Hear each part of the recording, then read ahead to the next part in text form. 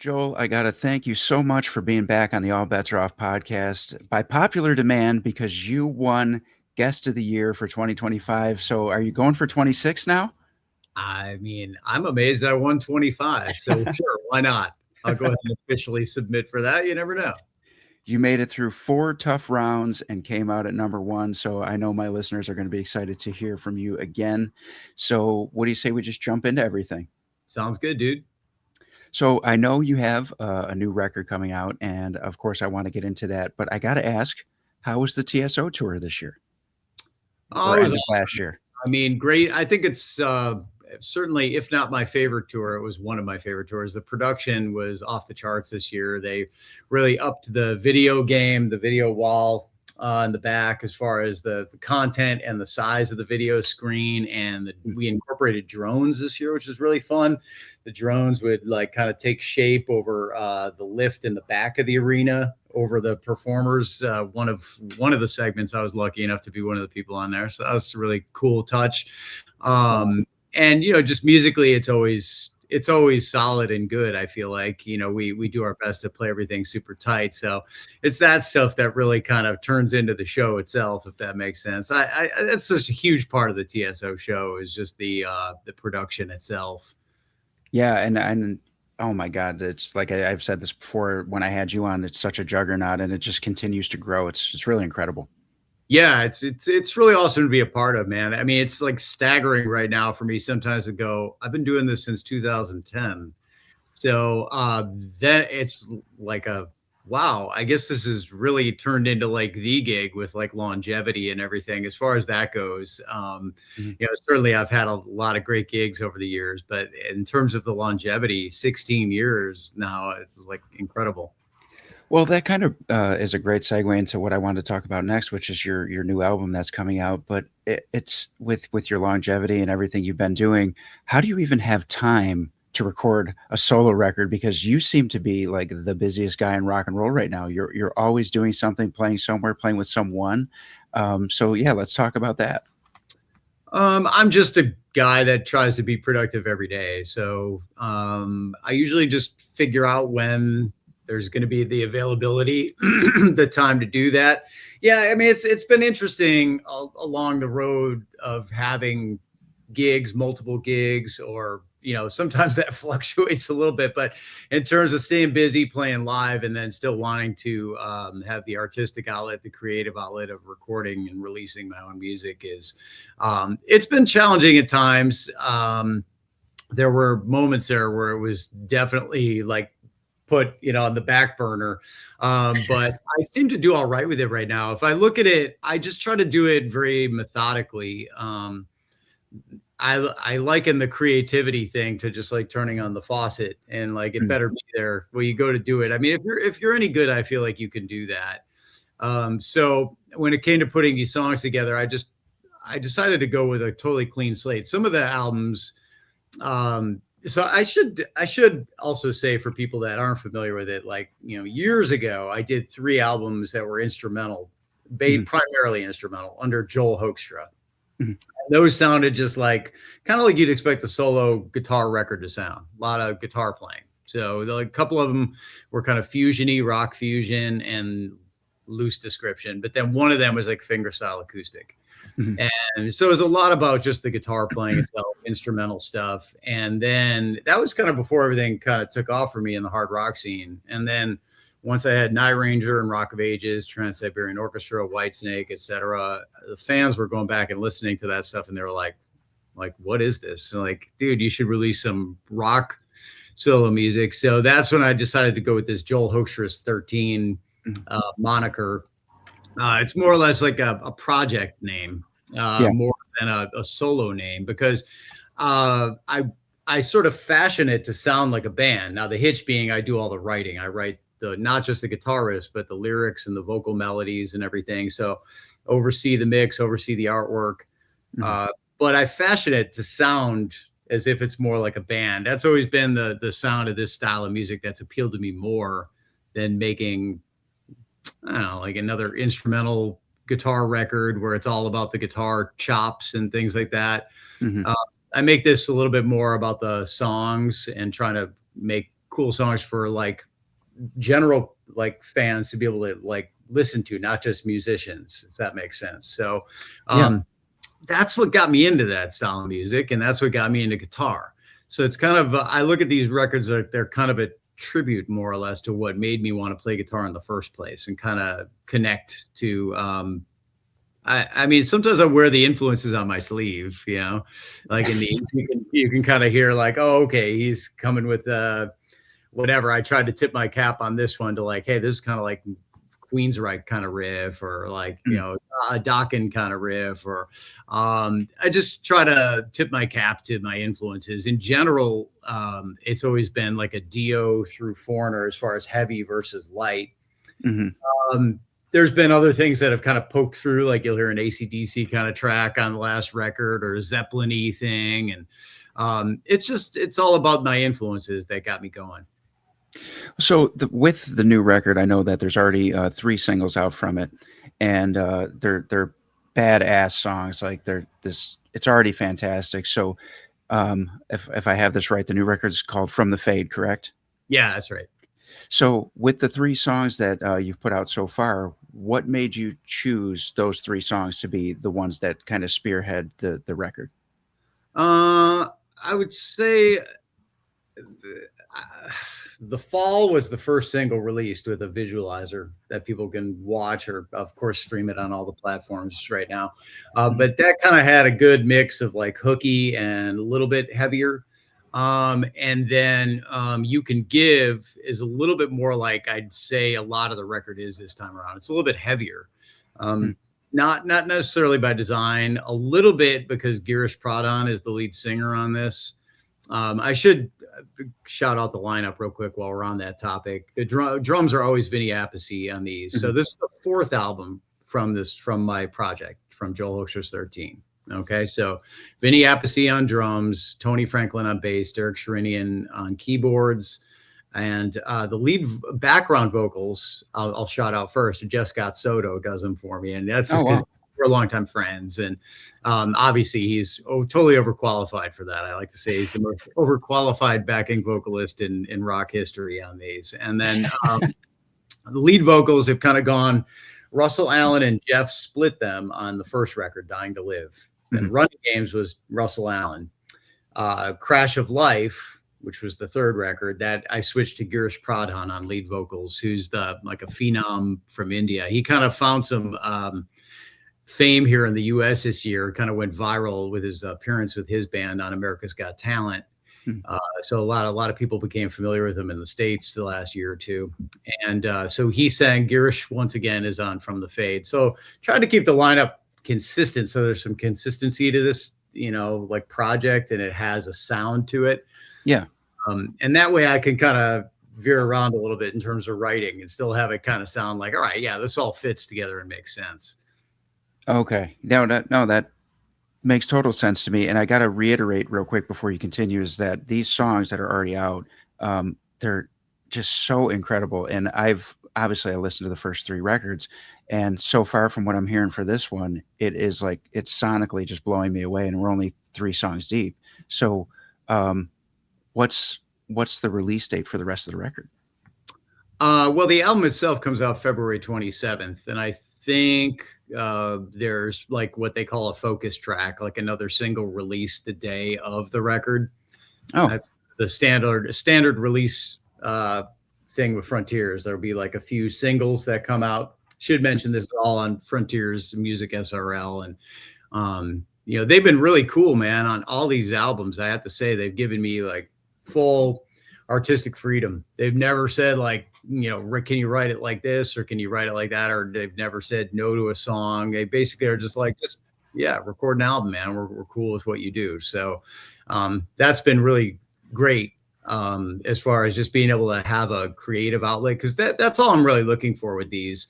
I'm not really looking like to make money, or but obviously like ridiculous to think about like popularity or chart success or anything like that. I just want to release my own music along the span of my career, Mhm. while doing all the gigs that I get offered, or go and do. So that for me is important at the end of the road, like the body of work. in your career to not only be the guy like, oh, he had some cool gigs. Yeah, he was a sideman, but also to be an artist and be creating your own music along the way. I think most people would be pretty surprised if they went back and did the deep dive into some of the early stuff, the instrumental stuff, because that's before stuff took off with hard rock for me. And like listening to Undefined or The Moon is Falling is kind of stuff that people wouldn't necessarily expect from me. And definitely not 13 acoustic songs, because that's almost like easy listening kind of fingerstyle stuff. It's a good like coffee album, wake up in the morning kind of thing. And these are, I felt the pull of the fans going like, hey, you should do some rock stuff. And I've really enjoyed doing them. So I'm still enjoying doing them. I might someday go back to releasing some kind of more really artsy instrumental stuff that's kind of more off the wall and proggy or whatever, and not necessarily worrying if anybody likes it. But with these, it's a nice balance. I don't really worry about the popularity of the records. It's just done as like an artistic statement, something that I want to do, write and record my own music along the way. So as an artist, when you're writing, specifically, let's say solos, are you writing in terms of like technical, or are you writing more emotional? Like what do you feel comes out in your specific style? I mean, I'd say it's both. But I think the technical thing has become part of the emotional thing for me. Like I think playing with a certain fire and attitude. I do think that a lot of what people deem shred sometimes isn't necessarily playing fast. It's kind of it's in the hands. It's kind of what slow hand players would talk about, the nuance or the touch, like the bending. That's the stuff that I gravitate towards a lot. If there's a technical phrase, I always try and make sure it ends with some kind of note or some kind of thing that's going to make people go, oh yeah, cool. And definitely like try to quote things from the songs, tie together the songs. So maybe that's emotional, or maybe that's thinking more melodic. I don't know if that's necessarily raw emotion. That's sometimes thinking like, what are the catchy phrases that would stick with people in a song, creating the right part for a song with as far as overdubs. Those are a lot of the things I feel like are my strengths. There's so many incredible technicians out there these days, and not that I didn't, practice my fair share of chops over the years, but I just do what I do, man. I don't know. Like I like to think I find a balance between those things, between playing just like raw motion or letting it be loose or a little bit rough, and not overanalyzing and trying to make it too perfect. But like also playing with fire, I think is important. There are times I'll go the really slow hand approach and I'll listen back to the solo and I'll feel like it's kind of boring. If I have a takedown like that, I'll listen back and go, it's, I always try and approach it like if I've laid something down, like get my hands off the guitar and listen back to it and think about it like from the listener perspective, if that makes sense. That goes across the board on these records. I mean, I'm trying to create music that I would appreciate as a listener, more so than a guitarist. So I guess that kind of brings me to, is there a different approach when you're, say, writing for yourself as opposed to just, say, a band like Whitesnake? Well, yeah, the level of participation changes from project to project or band to band, however you want to view that. So I think that was probably one of the things that made me go like, hey, this is going to be good. I get to write the melodies, etc., have a say so in what's going over the top of the guitar riffs, not just the riffs. So like with Flesh and Blood was my writing with David Coverdale, and I can only really speak to that record. That's the only one we really wrote for together. I think we wrote 6-7 songs together, but it was a lot of David having like choruses together and going, this is the chorus I hear, or even sometimes more than that. And it would be like kind of helping him complete his song ideas. Whether that, and I guess primarily just guitar riffs really with that. And with Night Ranger, it was often like get the whole band in the room and let's write something as a full band. So we're kind of throwing out ideas together. Um, Maybe a song or two, there was a little bit more involvement with that with Night Ranger. Like I think I'm Coming Home on High Road was something that I primarily wrote like all the guitar parts for, and had some kind of an idea of a melody for the chorus that maybe got quoted, like a vocal melody. Mhm. Um, it's different with every project. You know, like Iconic, the first record that we did together, I wrote unarranged guitar riffs. That's how Michael Sweet wanted them. That's how he works with George Lynch, and then he kind of arranges the guitar riffs and plays Nice. them. So by the time the lyrics are written and the vocal melodies, yeah, you've contributed. It's fun. I like doing music different ways because you get different results. And I also like writing with other people because I think that's how you learn. Mhm. Uh, so sometimes it might not be exactly like you would have heard it, and that's totally cool too. I like it all, but having the opportunity to do this is my one where I get to have the full input. And I'd say it's great to have that opportunity, Mhm. not just write like a part of it, but like to see like what would it be if I was writing the lyrics and the vocal melodies, etc. Now that being said, I I sound like a dictator on these albums as far as the writing, but the production style I have is pretty loosey goosey, man. Like if I give it to Vinny, or when I give it to Vinny, not if, but it pretty much just say like, dude, play whatever you want. Mhm. And very rarely will I go back to him and be like, "Hey, this part, I was hearing more of this." It's happened a couple times, but pretty much like what you hear on there is what Vinny listens to the guitar riffs. And when he's laying his drum parts down, it's usually me playing the vocal melodies on the guitar. Mhm. Um, the lyrics will take me a little longer than the melodies. Usually, I'll have like the melodies together, like what the singer will be singing, maybe a hook in my head. But at that point in time, if I don't have all the lyrics, I'll just play it on guitar for him so he can hear what the singer will be singing. Mhm. So, when you are in that zone and you're writing, let's say you write a song that you really love, but you feel like maybe it doesn't work for that record or for the moment. What do you do with those ideas? Do you come back to them later? Do you save them for other things? What happens? I mean, this has been some of the really the first three records. There's been some stuff I've written for other things, and for whatever Mm. reason, they haven't seen the light of day, or didn't get like grabbed by that individual or that band. And I'll just say like, hey, that could have been something if I like it enough and I feel like it can fit. Um, there's on every record there's examples of that, and sometimes they turn out to be the most popular songs. Which is like Until I Left You off of Dying to Live was something that I had for a long time before I recorded Dying to Live. And I really wasn't going to put it on the album because I thought, oh, that song's too poppy for this, you know. And Mhm. ultimately, I put it on there and just thought, well, let's heavy it up. It's kind of a pop tune in a way, you know. Yeah. I was like, well, we'll heavy it up, record it with classic rock dudes, and see what this comes out like. And ultimately, that proved out to be like one of the if not the most popular song on that album. Wow. Um, and one of the more popular songs from the project itself. So yeah, I just stay open minded to it. There's a bunch of examples I could give to that. Like even "Say Goodbye to the Sun," which opens that record, was something I had tried writing for somebody else, and I always thought that was cool. That could have been something, and went Mm. back and pulled that onto Dying to Live.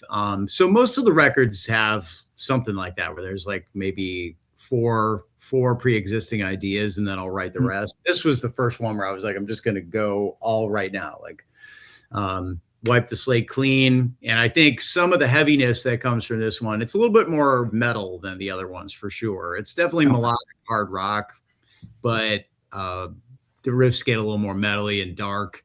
And I think some of that's writing a little bit more for Girish's vocal range, showcase his higher range, his screaming. And I would say me filling in with Accept during that time period, I think sort of inadvertently influenced me writing a little bit heavier. I was kind of coming off a period of playing like straight up metal with those guys. So Yeah. No, we're talking about like the tone and the sound of the record, and I've heard different guitar players debate this or talk about this. But to you, in your personal opinion, guitar tone, is it coming more from the player or the gear? oh, it's from the player. A lot of it has to do, I think, with your hands. People often say, and then a lot of it has to do with your ears, what you want to hear. A lot of people ignore in the equation the mix engineer. The EQ of a guitar has a tremendous amount to do with the guitar tone itself. Yeah. It's amazing how different that can be just off of EQ. That's something that's rarely talked about. So gear factors in, definitely, because you could have all the hand attack and you want, but a mix engineer could make it sound completely different than you pictured the guitar tone sounding. Um, with EQ. So it factors in, but I'd say, that being said, if you're talking with the mix engineer or working with them, you can say like, hey, could you make the guitar tone a little bit more like, this or blah, blah, blah, or what frequencies you want to hear. Mhm. Now, after all this time in the music business and all this time playing guitar, what still excites you about being a guitar player to where you're going out and still, writing these killer records so many years later?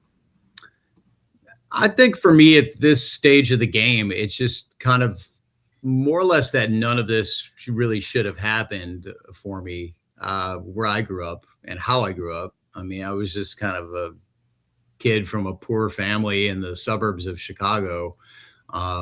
We had no money, no connections, nothing like that. So the concept of any of this occurring for me is kind of like, holy crap for me. Mm. So now I just look at it like, well, let's see how far this can go.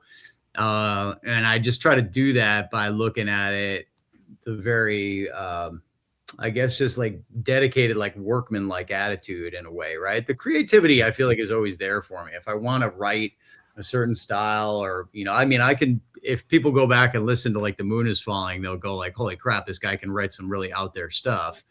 Mhm. And that I feel like the creativity is always there to write the stuff. So what excites me, I think, is just like the process itself. And then just as far as the popularity or any of that, again, that's not a big factor with these. It's more like the body of work when you're done, Mhm. like what you accomplished over the course of your career. Uh, Personally, for me, that's not just, if people choose not to do that, that's fine. But like, I sort of was going down this road before everything took off with gigs or bands and stuff, if that makes sense. I mean, I was Mhm. releasing those instrumental albums, and so for me to continue that seemed important rather than just leave like a little period where I was starting out and made some albums of my own. Okay, very cool. So I wanted to, so we keep touching on different aspects of your career, but you also, was it last week? You were just out in LA for the NAMM convention. Mhm. Um, you were doing the jams sessions out there too, right? Was it like all-star jams and things like that? Yeah, just a jam night. It was a Yeah. last minute thing. I had a gig here in town at Carnegie Hall that was going to happen that I was a part of called Songs of America, and that ended up getting shifted Mm. last minute. So I just was like, okay, quick pivot. I'm going to NAM. Uh, so I didn't really bother to do the whole like a lot of times you reach out to any companies that you're endorsed by and check into playing at their booth or what. I didn't really do that. I just was like, I'm going to go out and just kind of hang out. And then I ended up playing a jam night, which is Polly Z's event in the convention center arena. And that was cool. It was great to see everybody there, connect. It was kind of very casual for me. I just looked at it like, okay, I'm hopping on last minute. So just said to Polly, like, whatever you want to put me on, fine. Like any number of songs, whatever songs they are, cool. I'll get up and jam them. So that's how I approached that one. Yeah. That's cool. I like Paula. And NAM is a lot like, it's a lot about just seeing everybody. It's one of those moments where you still recognize that there's a music scene when everybody's kind of in one place like that. I bet, and quick shout out to Pauly Z. Obviously, formerly or maybe still is singing for ZO2, right? Yeah, I think Yeah. there's a reformation of ZO2 at the moment. But yeah, Polly's brothers with TSO's old bass player, Dave Z, who Yes. passed away. So Dave was a good friend. And so obviously, being able to touch base with Polly and help out the Dave Z Foundation. And that's always a cool thing. For sure. That's awesome. So, as far as 2026 goes, what are we looking at for you as far as touring goes and shows and things like that? I know that I saw you were announced for the Mountain Music Festival, so I know that one. Yeah, it's a lot of recording stuff. I just finished tracking the Revolution Saints album. So that's Dean Castronova from Journey Mhm. singing. showcasing his vocal abilities. So that's kind of in the mix mode. And then we have to do the videos, and then that'll be out to the world. And same with the project Iconic, which is with Tommy Aldridge on drums, my Whitesnake bandmate, and Michael Sweet from Stryper and I share the guitar duties, and Nathan James, great vocalist from the UK, sings on it. So same deal there, mix and set up the dates to shoot the videos, which is hard to do with everybody's schedules, get you together. So that stuff is coming. And as far as the live stuff, I mean, I'm just kind of like playing with Broadway's Rock of Ages band casually and doing the acoustic duo stuff with Brandon Gibbs, the Hoekstra Gibbs shows. Yeah. Kind of casual stuff. And then like some random things I'm doing some corporate stuff. And I do a lot of session work here at home too, recording on people's tracks. And that's kind of really been busy early in the year here for me, which is kind of nice. Come off the road and where you just got done doing all the arena shows with TSO and just kind of chill out, get back into recording mode here. But I just make sure one way or another I'm busy with guitar and then see where that all takes me. Excellent. Excellent. So, couple final things before I get you out of here. And I just want to retouch on the music video thing that we talked about earlier, because you said there is one more video coming. There's not gonna be a video. I think it's like a focus track on the day of the album release, which usually means a visualizer or maybe just release the track and promote the track. But yeah, people can check out The Fall, which is a visualizer. You Can Give and Lifeline have videos that are up right now. Obviously we check that out on YouTube, but if you just if you're more of a listener, stream it anywhere. And of course, there's going to be, if you go to my website, joelhoekstra.com, there's a pre-order link for vinyl, and CDs, etc., merch, all that great stuff. Excellent. Well, let's get you to plug also your social media, your Instagram and all that, so they could follow and see everything you got going on, and probably more things that'll be announced this year. Yeah, I mean, anybody can start there at I know it's crazy to say a .com these days, but joelhoekstra.com. My name is hard, so JOELHOEKSTRA.com. And then you can see on the side, there's little links to any of my socials. So like if you want to follow me on Instagram or Facebook or whatever is your social media of choice, you can click on over there. I kind of spread myself around to everything but TikTok. I can't really wrap my head around getting on there after seeing that. The beginning of that was just all the girls doing the dances. And I thought, well, I don't know. I mean, eventually I probably need to do that as well, but it's kind of reluctantly. The dances? No, nobody needs to see that, dude. I can't, without a guitar in my hands, I literally can't move. I don't know. I don't even understand how people do that. I got to ask too real quick, because I'm not sure if I saw it or not, but are you doing the Monsters of Rock cruise again this year or no? Yeah, we're doing the Monsters of Rock cruise with Brandon and on my own, with the Hangover set. Yeah, Larry, it doesn't have me on the artwork yet. Come on, Larry. Larry and I go back so far. I think he just is like, either doing it intentionally or he's just like forgetting and like, but whatever. Yeah, beyond there, we're gonna do a couple Hoekstra Gibbs shows, and there'll be the Hangover set that's happening. So excellent. Yeah, I wouldn't miss one, man. I mean, I've been a part of the cruise every year, so I definitely want to keep going with that. That's why I was wondering, because I was like, I know he's got to be there. I know it. I'm going to be there, and I'll see you there. And I will also be playing a couple acoustic sets. So. Oh, nice. Okay. Well, Larry and I have a thing where I'm just sort of automatically rebooked unless he says differently. So we just kind of take each other a little bit for granted in that department, I guess. And but he's a great guy. I've known him since he was filling in for tour manager with Night Ranger in my days there, early days of being there. Oh, wow. Very cool. Very cool. Yeah. Well, man, I got to say, I'm looking forward to the rest of the record. I'm, again, loving the songs that are out right now. And thank you so much for coming back to the All Bets Are Off podcast and making your listeners happy that voted you as Guest of the Year. Thank you. Appreciate that. Oh, look at that laser effect. Wow. Perfect. Didn't even know it did that. Cool, dude.